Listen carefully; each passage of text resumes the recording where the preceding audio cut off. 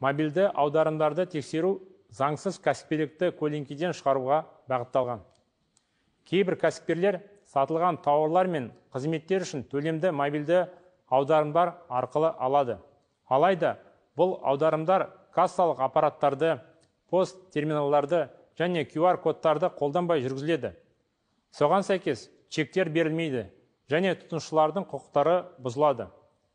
Айта кету керек, мемлекет мобильді аударымдардың барлығын бірдей тексермейді.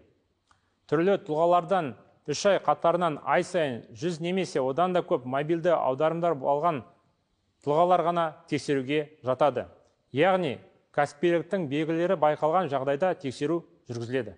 Жеке тұлғалар бұрынғыдай өздерінің жеке мақсаттары үшін туыстарына, достарына, ата-аналарына, балаларына және де басқа өмірлік жағдайларға байланысты мобильді аударымдар жасай алады және қабылдай алады. Бұған қатысты ешқандай шектеу жоқ. Қазақстан Республикасының төлемдер және төлем жүйелері туралы заңның нормаларына сәйкес түрлі төлем тәсілдері қарастырылған. Банк картасымен, QR төлеммен, немесе қолма-қол ақшамен. Қолма-қол ақшасыз төлемдерді қабылдаудан бас тарту заңсыз болып табылады және тұтынушылардың құқықтарын бұзады. Кәсіпкерлердің төлем карточкаларын пайдалана отырып төлемдерді қабылдаудан бас тартқан үшін бірінші рет ескерту беріледі, ал бұзушылық қайталанса 147.680 теңгеге мөлшерде айыппұл салынады. Қолма-қол ақшасыз төлемдерді қабылдаудан бас тарту фактілері туралы тұрғылықты жері бойынша мемлекеттік кіріс органдарына жүгіну қажет. Жеке тасымалдаушылар жеке кәсіпкер ретінде тіркелуі керек.